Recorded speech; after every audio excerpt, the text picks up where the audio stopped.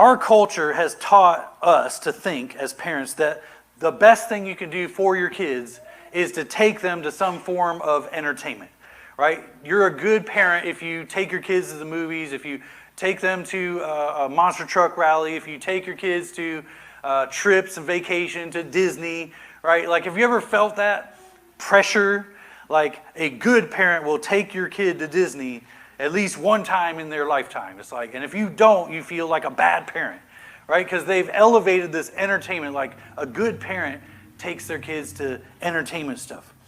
And we feel good when we take them to those kinds of things. Or the best thing you can do is have your kids in sports, right? You feel good if you put your kids in some kind of sports or martial arts or something like that, right? And there's nothing wrong with taking them to those kinds of things.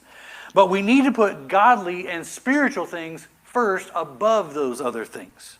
They need to come first in our lives. The best thing you can do for your kids is take them to church, is take them to youth group, is pray for them before you eat your meals, or read Bible stories before bedtime, right? Those are the things that are feeding them spiritually. The best thing you can do for your kids is set an example of putting God above everything else, yourself.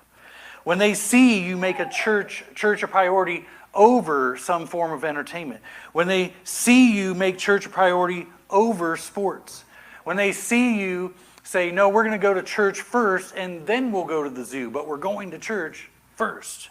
When they see you turn down optional overtime on Sundays because, no, I don't need the extra overtime, I need to get my family in church. So part of putting God first means getting your kids to spiritual activities. And then part of putting God first means you set the example of putting spiritual things above everything else. And, oh, by the way, God sent his only son to die for all of mankind. God put you before his own son. So God doesn't ask us to do anything that he himself would not do. The next steps that tie in with this point is block out Sunday mornings on your calendar for church.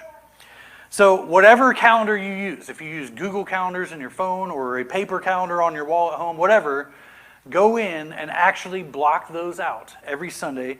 In Google Calendars, you can actually make it recurring, right? Set it up one time and make it happen every week and say, I'm going to block out that church on my calendar. I'm going to make sure that that gets in there and everything else gets built around that. And then another thing some of you may want to do is add in one spiritual activity at home this week. Like, I'm going to make it a point to pray before meals this week with my family.